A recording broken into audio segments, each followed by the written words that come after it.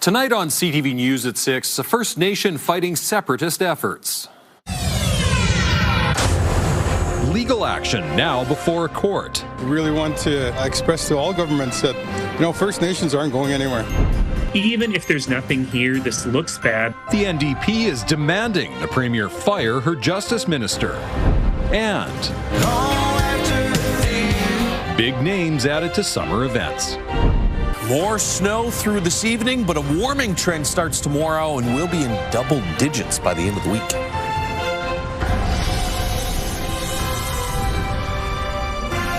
CTV Edmonton, local breaking news with Jeff Hastings.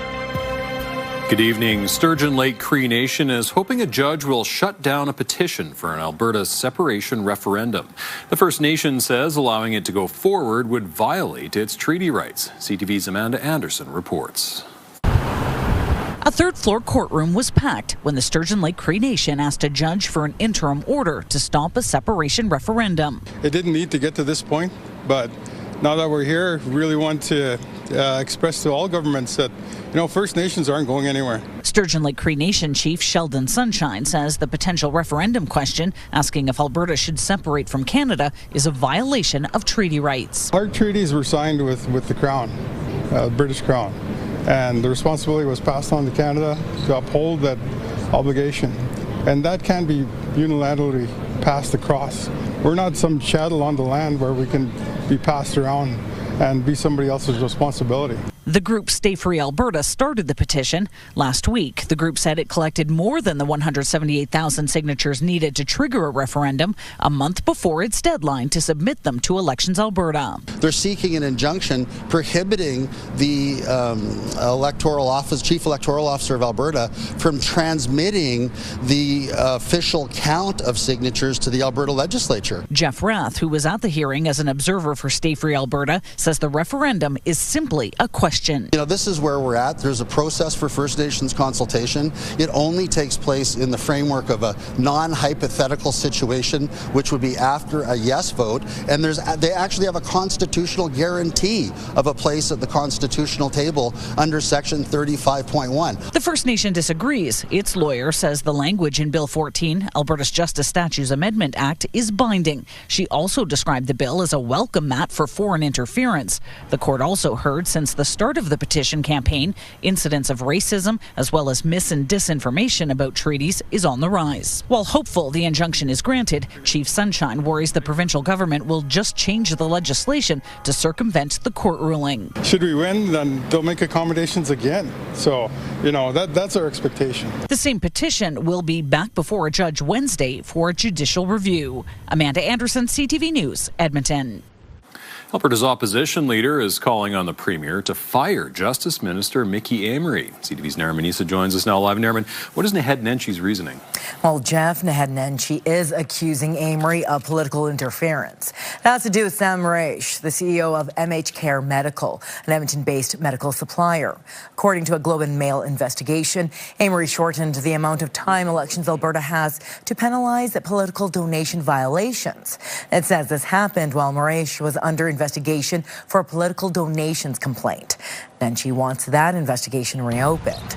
He says Amery and Marisha's close relationship through marriage and friendship is a conflict.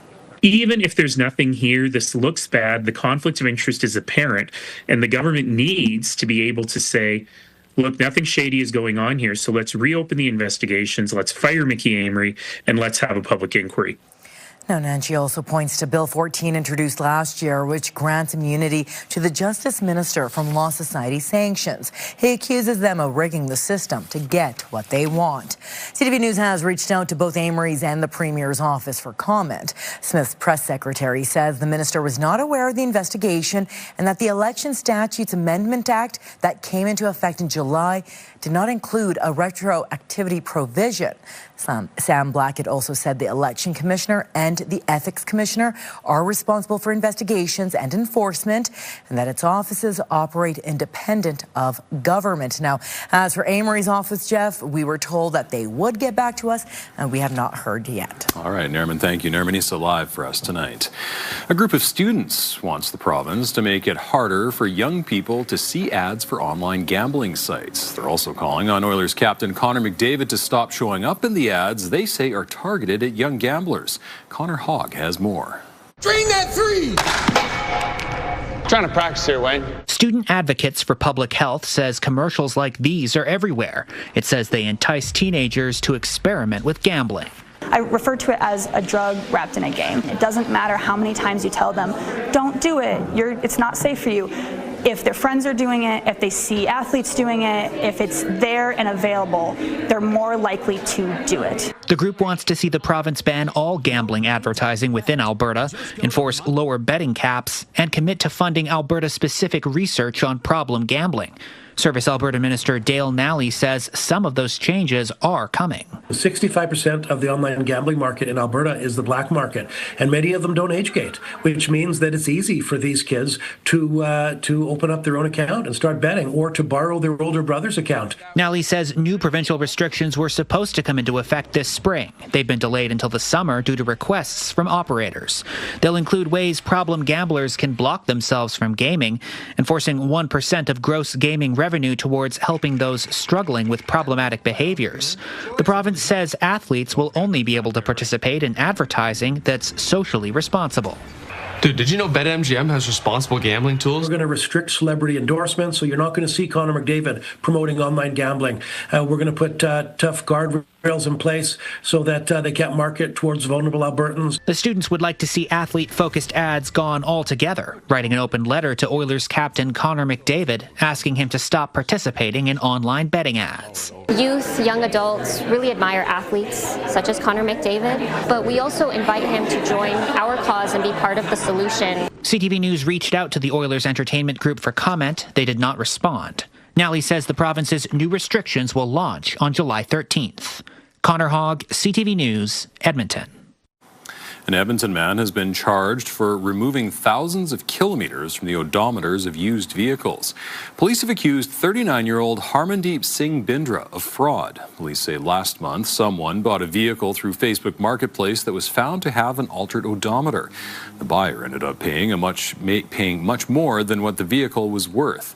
Investigators believe Bindra may have altered odometers several times since last year. He may have used aliases like Harry Smith, Harry Singh, Harmandeep Singh, and Gurdev. Police say 2 people have come forward and there may be more victims.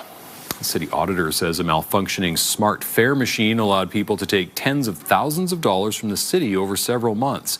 While the crime was reported to police, no charges could be laid because the fraudulent ARC cards were not registered. Knowing that the people that perpetuated that crime will not be held to account is concerning, and I want to just, ask some questions when I go to the audit committee this week on how we've made sure that that loophole is closed.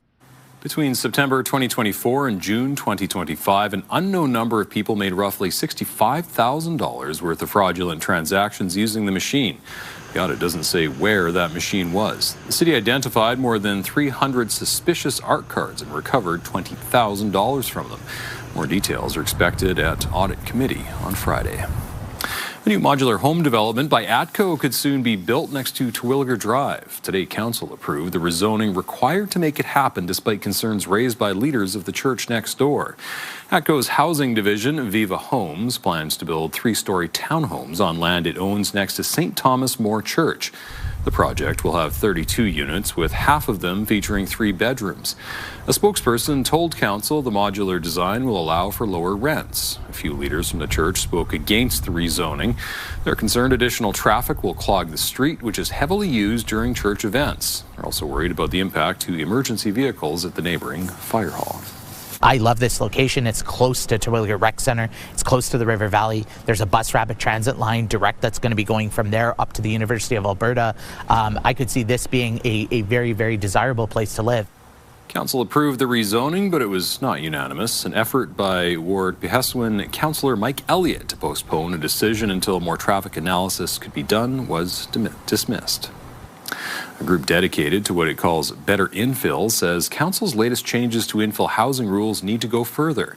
In February, Council voted to shrink the maximum height by 1 meter. It also voted to adjust city policy to focus infill projects of 4 stories or taller along arterial roads, especially near transit or on corner lots.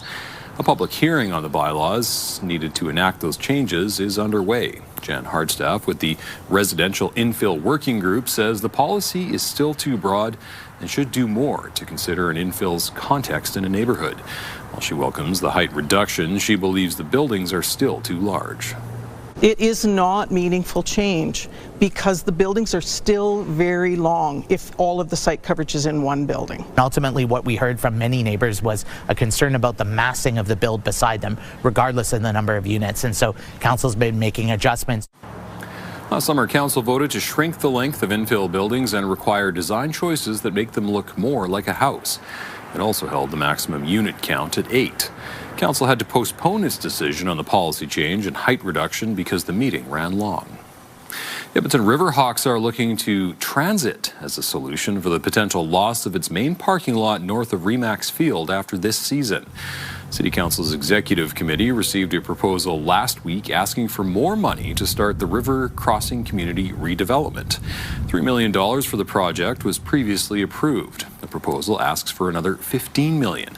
Phase 1 of the project would transform the parking lot into housing units. The Riverhawks are excited about the redevelopment plan as long as the city keeps transportation in mind. We just want to be sure it's done properly and make sure that the city gives enough attention to how to move people in and out of the area.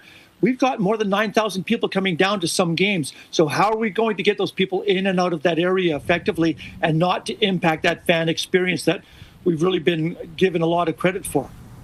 To get people used to the possibility of less parking in the future, city transit to and from games will be free this year for people with Riverhawks tickets.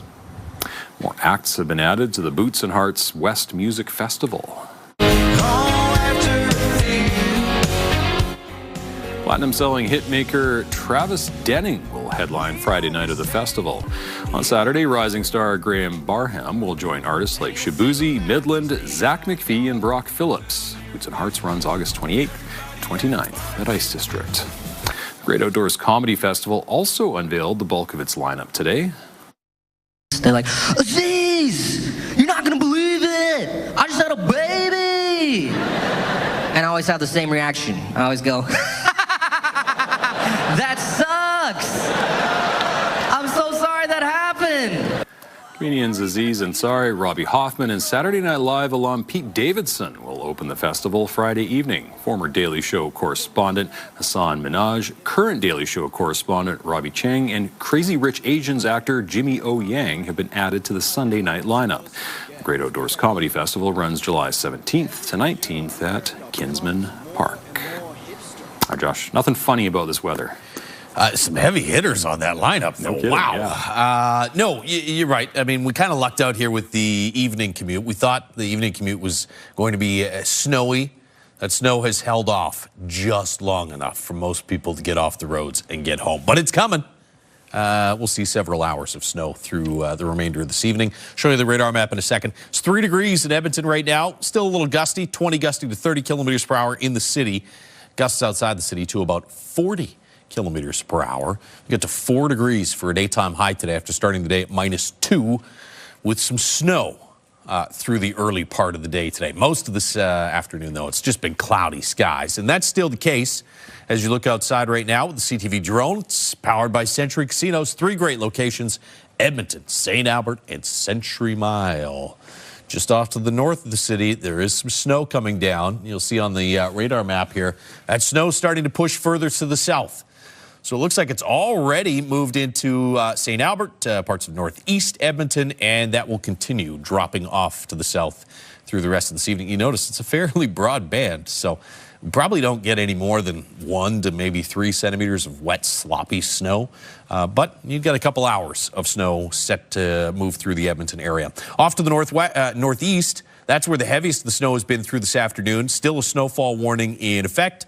That'll probably be dropped by mid-evening. Here in Edmonton, by late this evening, the snow moves south the city. -5 to start tomorrow and up to about 6 with the mix of sun and cloud tomorrow afternoon. Thank you, Josh. Still ahead on CTV News at 6, a proposal to add more tourism to Canmore. 90% of people can't hike up the mountain to the old Mount Lady McDonald Tea House, so this would be an all-inclusive project. What people living in the town think, and so it makes me really proud to know that he continues to have an impact on people and inspire people. What Green Shirt Day means to Logan Boulet's family, 8 years since he died in the Humboldt Broncos bus crash.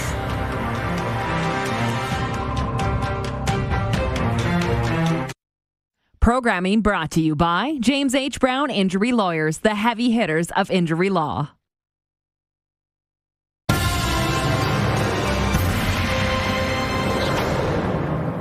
A Calgary man has been found guilty of drugging and sexually assaulting multiple women. Richard Mantha has been convicted in the cases of 3 vulnerable women.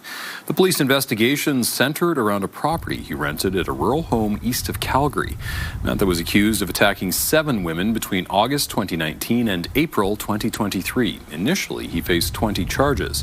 Mantha was convicted on 6 offenses, with the charges of 3 other complainants being dismissed. Sentencing will take place at a later date. It's been 8 years since Lethbridge's Logan Boulet died after injuries sustained in the Humboldt Broncos bus crash. His decision to become an organ donor kick-started a national movement and Green Shirt Day. CTV's Quinn Keenan has more. Logan Boulet was one of 16 people killed in the Humboldt Broncos bus crash in 2018. While he officially died on April 7th, Logan's family considers the 6th to be the day he passed. They now commemorate every April 7th as a day of celebration rather than mourning. So we use it as much as we can as a celebration. Our Green Shirt Day skate, we give plasma today.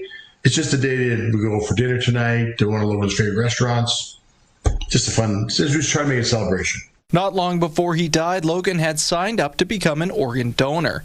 He was inspired by his mentor and family friend Rick Suggett, whose organs saved the lives of 6 people when he died. Logan's organs likewise helped save 6 people. Our hope is that we can create a new culture where people talk about organ and tissue donation, and it's not like a subject that's taboo or it's daunting. But it becomes more of an everyday topic. Logan's story made national headlines. Almost 150,000 Canadians became organ donors following the crash. That has since been dubbed the Logan Boulet effect.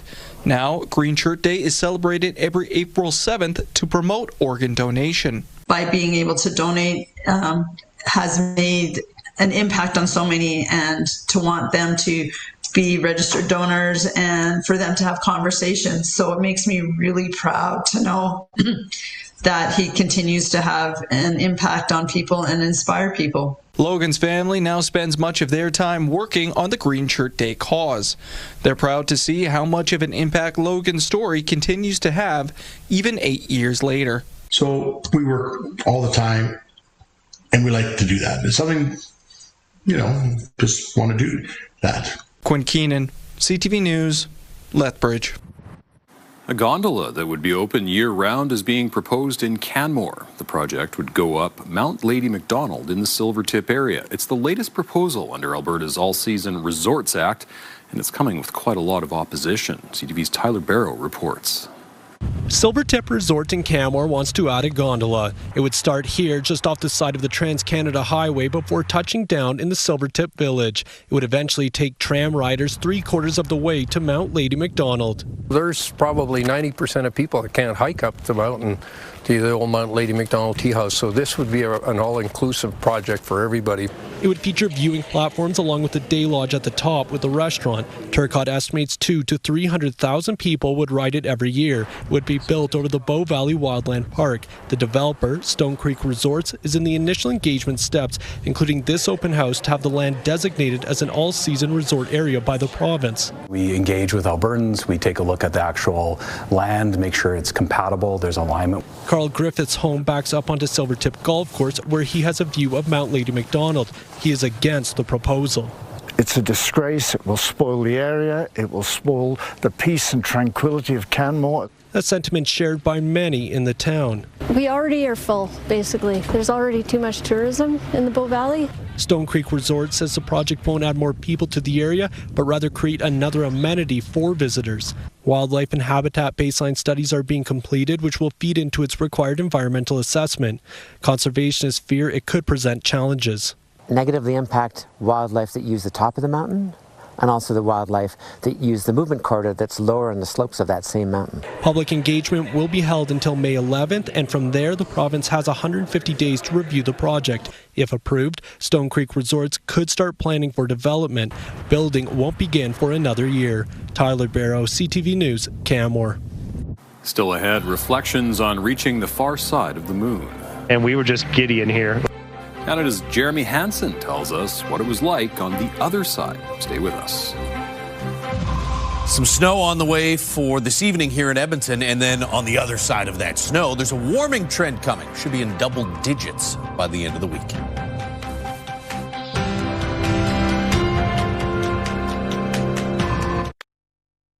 Programming brought to you by James H. Brown Injury Lawyers, the heavy hitters of injury law.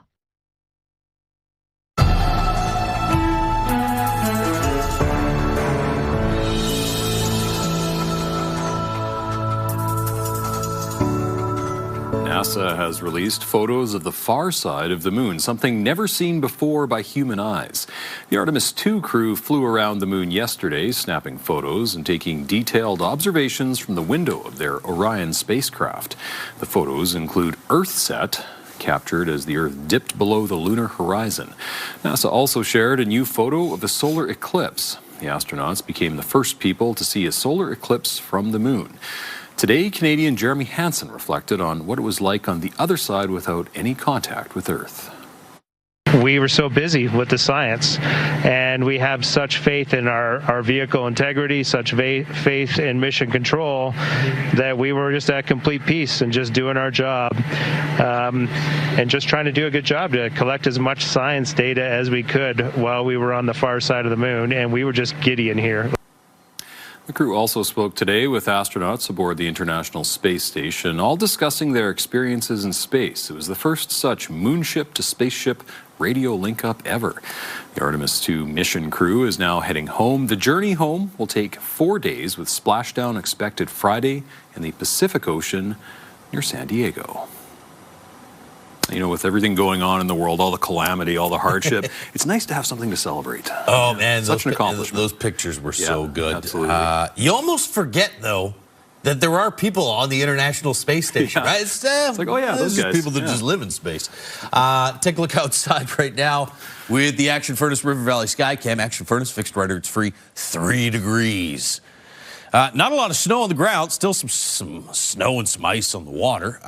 We'll see any snow that falls this evening melt pretty quickly as temperatures warm up tomorrow. 3 degrees in Fort McMurray for a high today. Grand Prairie got to 1. It was 4 here in Edmonton, 5s for Red Deer, Jasper, and below 0 with that heavier snow through this afternoon in through eastern parts of the province. So here's what the next 10 days look like.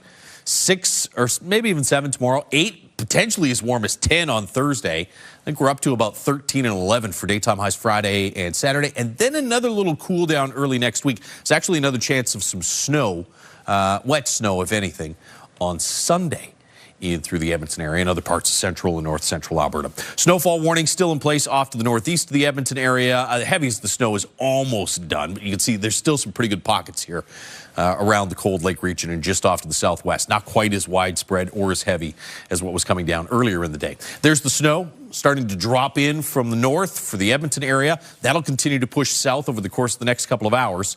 Red Deer, you've had some occasional showers mixed with some wet snow. Looks like you're almost done with that. Back off to the northwest, there is a little bit of clearing. Eventually, this wave is going to come through, though. It looks like overnight tonight for the Red Deer region. Everything kind of spinning around this area of low pressure, and so now starting to move from north to south. By the time we get to about midnight tonight, looks like that's done with the Edmonton area. We'll get a mix of sun and cloud tomorrow. There is some more snow for northeastern Alberta tomorrow. It looks like the heaviest will stay north of Fort McMurray, but you might pick up pockets of 1 to 3 centimeters in parts of the northeast. Through the foothills as well, we'll see some snow. That's probably a couple centimeters. And you can see around supper time or early evening, maybe a little shower in the Edmonton area. It's about a 30% chance. 3 degrees. Fort McMurray right now, it's 3 as well here in Edmonton. And in Jasper, Grand Prairie sitting at 0 with some gusty wind. It's been really windy. Gusts to about 70 kilometers per hour earlier today in Red Deer. They've backed off to about 30 kilometer per hour gusts as of right now. Our wind should die down over the next hour or two. Still gusting to about 30, but it looks like with the snow coming through this evening, wind to be out of the north at about 15 to 20 kilometers per hour. And then 5 for your wind speed all day tomorrow. So a nice calm day. -5 in the morning for temperatures and up to about 6 in the afternoon. 8, maybe as warm as 10 with a good amount of sunshine on Thursday. And then the warmest day looks to be Friday, although Saturday should be in double digits as well. We'll talk more about that precipitation in a moment. I want to remind you, midnight Friday, the BMW in Barcelona early bird prize deadline and the Mighty Millions lottery. You can take the car and the trip or $200,000 cash. Go to mightymillionslottery.com. All right, so you get a chance of some showers turning over to wet snow Saturday night, wet snow or maybe a rain-snow mix for Sunday, and then late Tuesday and Thursday of next week, you might see a bit more precipitation. Temperatures are going to cool down here after this big warm-up Friday, Saturday. Sunday, Monday, we're back into single digits, and then even after that, it's not super warm, somewhere in the 5 to 10 degree range, but in the short term, enjoy that nice little warming trend through the next 3 or 4 days. Sounds good. Thanks, Josh. Still ahead on CTV News at 6, an apparent ceasefire in the Middle East.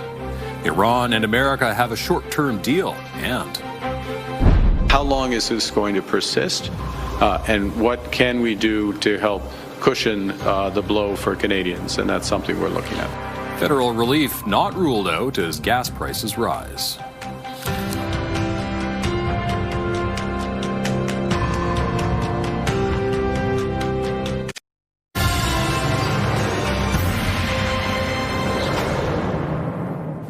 Developing news out of Washington tonight. U.S. President Donald Trump revealed just a short time ago that he's agreed to a 2-week ceasefire in the war in Iran. Intense negotiations have been underway all day after Trump said, quote, "A whole civilization will die tonight, never to be brought back again." ABC's Mary Bruce has more from the White House. And the president tonight saying in a social media post that he is open to a potential 2-week ceasefire, saying, quote, "I agree to suspend the bombing and attack of Iran for a period of 2 weeks," saying this will be a double-sided ceasefire. He suggests that negotiations are making headway and says that a 2-week period will allow the agreement to be finalized and consummated. But critically, he says this hinges on Iran, saying this is subject to Iran agreeing to, quote, "the complete, immediate, and safe opening of the Strait of Hormuz." The ball remains in Iran's court. Mary Bruce, ABC News, the White House. Attackers opened fire near the Israeli consulate in Istanbul today, triggering a deadly gun battle. One attacker was killed. Authorities say 2 others were, quote, "neutralized." 2 police officers were wounded. Turkey's foreign minister says at least one of the attackers was linked to a group he said was exploiting religion, but did not name the organization. Officials in Ukraine, meanwhile, say 4 people are dead and at least 16 hurt after a Russian drone smashed into a bus. Officials say the drone hit the bus as it was approaching a stop in Nikopol's city center. Ukraine and human rights groups have accused Russia of deliberate drone attacks on civilians. Russia denies the claims. The Iran war has resulted in worldwide economic disruption, the biggest oil supply disruption on record, a spike in gasoline prices, chip and fertilizer supplies are threatened, and pharma shipments are stalled. CTV's Heather Wright reports. English cheddars, French bries, provolone from Quebec. Good Cheese in downtown Toronto stocks products from around the world and is among the many grappling with the impacts of international events. The first thing that you're going to notice is the price of shipping is going up. So that's definitely we're feeling the pinch on that.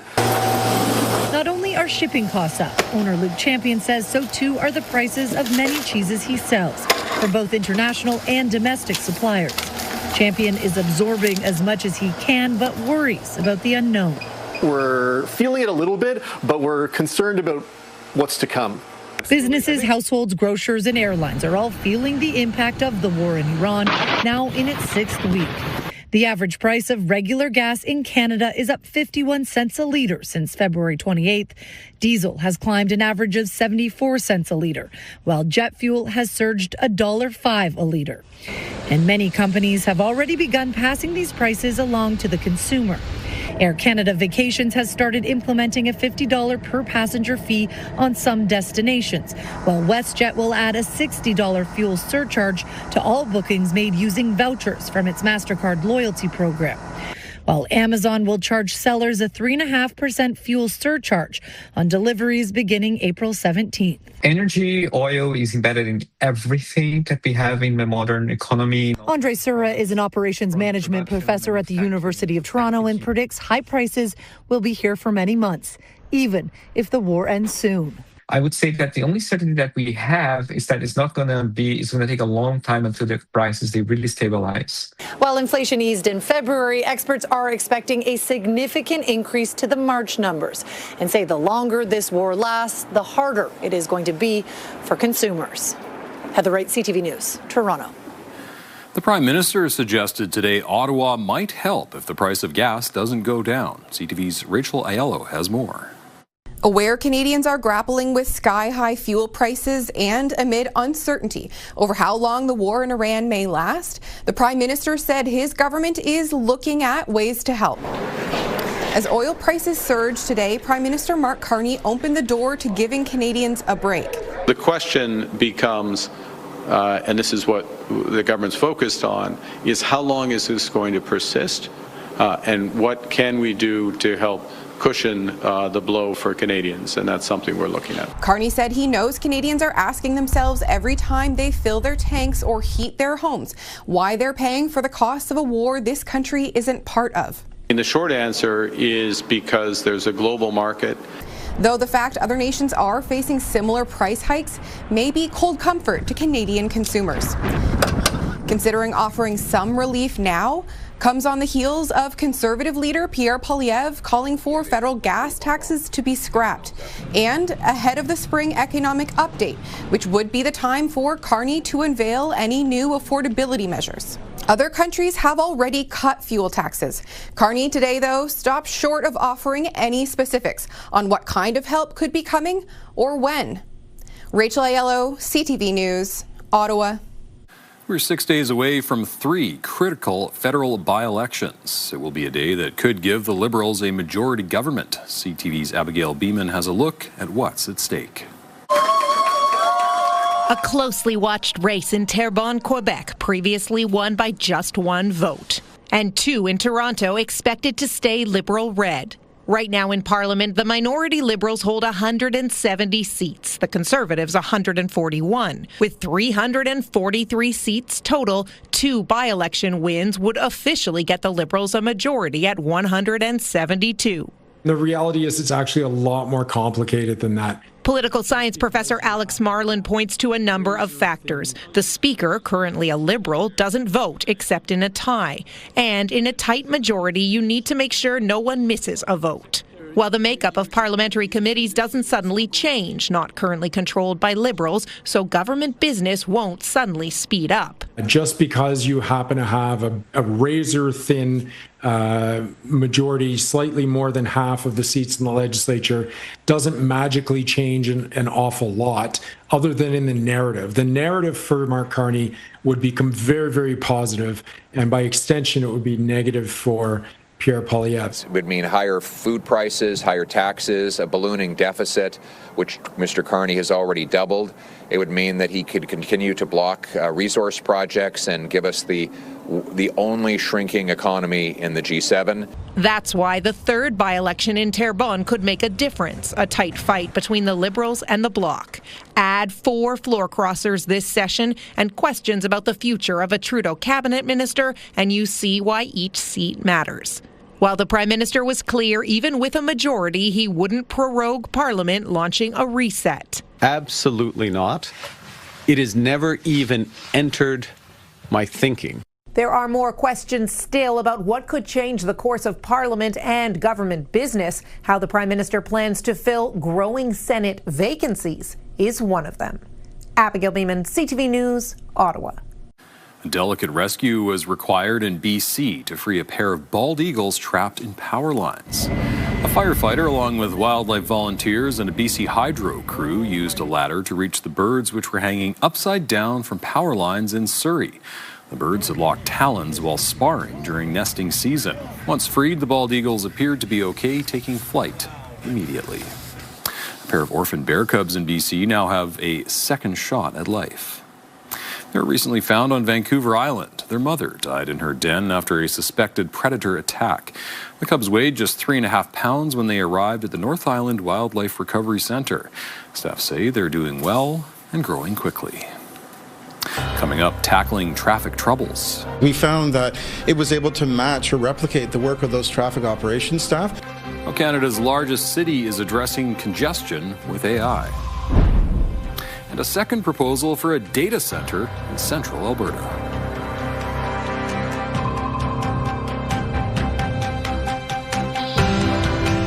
Programming brought to you by Century Casino. 3 great locations: Edmonton, St. Albert, and Century Mile. Looking at the markets, the Canadian dollar closed near 71 cents U.S. Oil up 54 cents, closing at $112.95 a barrel. Gold was unchanged. The TSX ended the day higher, up 55 points. The Dow Jones lost 85 on the day. The company behind a proposed $10 billion data center in Olds is once again seeking regulatory approval. Synapse is resubmitting an application after the Alberta Utilities Commission closed the previous file due to a lack of information. The company says it has added more technical detail and continued community engagement. If approved, the facility would be powered by a natural gas plant. There's no word on how long the review process could take. Wildfire training has begun at the Red Deer Regional Airport. Flight crews will be practicing targeted aerial drops and training with ground crews. Airspray is the Alberta-based company behind the training. It operates a fleet of over 50 aircraft to help manage the spread of wildfire. A temporary noise advisory will be in place during training sessions. People are advised to expect heavier than normal aerial traffic. Canada's largest city is about to start using artificial intelligence to assist traffic flow. The first smart traffic signals are expected on streets next month. CTV's Beth McDonnell has more on what officials hope it can do and what drivers think of the move. The City of Toronto is turning to AI to unclog congested streets. Coming this spring, smart traffic signals after an exciting test. We found that it was able to match or replicate the work of those traffic operations staff, and in some cases maybe even do a little bit better. Well, the city has a staff traffic operations center which remotely controls signals. This technology detects traffic increases and can extend green lights and left turning lights on its own. That being said, the traffic signals are in a network, and you have to be very careful about how much you adjust in one direction versus another. And so the benefit of smart signals is it's able to look at the entire mesh of traffic signals and make adjustments to the lights to favor demands in traffic that may be random and unexpected, while minimizing the impacts on opposing traffic throughout the network. Using AI and smart technology is one of 5 key pillars of the city's broader congestion management plan. Other key parts include shifting how people travel, improving transit, and reducing the impact of construction. A report on the plan says smart traffic signals work well for suburban areas because intersections tend to be standardized with traffic volumes more predictable. The city says deploying them to areas like North York, Etobicoke, and Scarborough free up staff in the traffic management center to deal with more complicated intersections downtown. It's worth a try. Better than nothing, doing nothing. I don't think AI will solve the problem. I think more of a police presence. You can use it at best as possible to control the systems, to control like the lights, but without government interjection to help with that, I think it's going to be like this for a while. You're kind of stuck in terms of the infrastructure in the building right here, right? Well, can you enforce like people not to come in their cars and to like take the TTC more? Smart traffic signals cost $55,000 per location. 50 are expected to be installed this year, with the goal of eventually bringing a total of 300 online across the city. Beth McDonnell, CTV News. The cost of playing Lottomax is going up. Starting Friday, the price of Lottomax tickets is rising from $5 to $6. Each ticket will now have 4 lines instead of 3. While you get an extra play on each ticket, there's also a shift to a larger pool of numbers. Players will now pick 7 numbers from 52 instead of 50. And starting next Tuesday, the maximum jackpot is rising to $90 million, up from the current $80 million cap. Still ahead, mapping out geese sightings. Started coming towards me and hissed at me, actually, and then started chasing after me. An Ontario University student creates a new interactive tool to help people avoid nesting geese.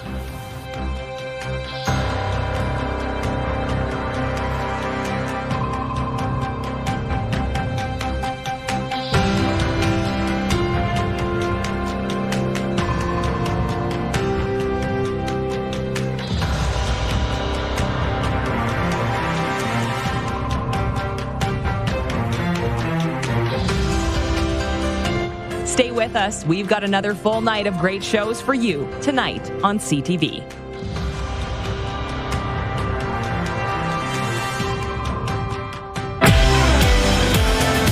Wednesday on Your Morning, has Canada backed away from climate concerns, and what's next for green energy? Plus, how to recognize when you're overwhelmed and what to do about it. Your Morning Edmonton, weekdays.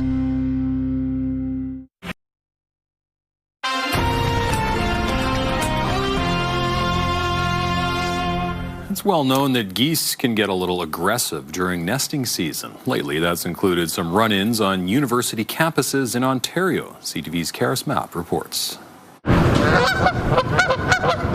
Warmer weather means nesting season for Canada geese, a time of year when they're known to be aggressive. Honestly, I love the geese. I think they're a great part of the campus atmosphere. I think they're really cute. They're really goofy little guys. While some don't mind, others have stories about the animals getting a little too close for comfort. I was walking towards school, and a goose, I guess, was protecting its mates, and she was, I think, laying an egg or eating or something, and it proceeded to start wandering around it, started coming towards me and hissed at me, actually, and then started chasing after me. Encounters like this aren't new. It was almost a year ago when aggressive geese had some students in Uptown Waterloo afraid to leave their homes. And just last week, this scene in a coffee shop on the Laurier campus. It's believed the goose had wandered in through a sliding door. A new interactive map is aiming to give the birds a little more space. It's called waddleloo.com. Launched last month, it uses AI technology to map out geese sightings and a color-coded advisory system based on their perceived aggression level. It'll even suggest the safest route to take to try to avoid them altogether. I've lived in Winnipeg, I've lived in Richmond Hill, Newmarket, Toronto. I've never seen this many geese in one area. The website's developer told CTV News he built the map because the goose problem is funny until you're the one getting chased, noting that nesting season genuinely changes how students on campus move around. Yeah, I've heard about it. I would have loved that in the beginning of the year, so I knew where to avoid, where not to go. Yeah. Because I'm really scared.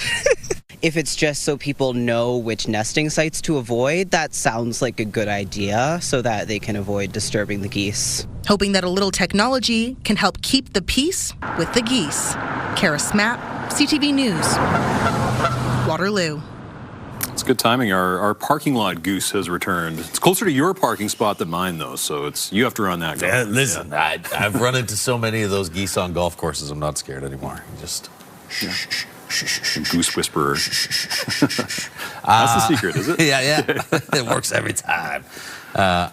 Just don't do it by nests. That still doesn't work. There's your snow rolling in from the north. It'll be here for a couple of hours. Doesn't look like really heavy snow, but we'll see a little bit of accumulation through this evening. -5 tomorrow morning and 6 for a high tomorrow. Mix of sun and cloud. Slight chance of a shower around supper time or early evening. 8, maybe as warm as 10 for Thursday. And then 13 and 11 for daytime highs Friday, Saturday, before things cool off again a little bit Sunday, Monday of next week. So the cool start to April continues, except for a couple of days at the end of this week. Looking forward to it. Thanks, Josh, and thank you very much for sharing your time with us. For news anytime, check out our website, ctvnewsedmonton.ca. Have a great evening.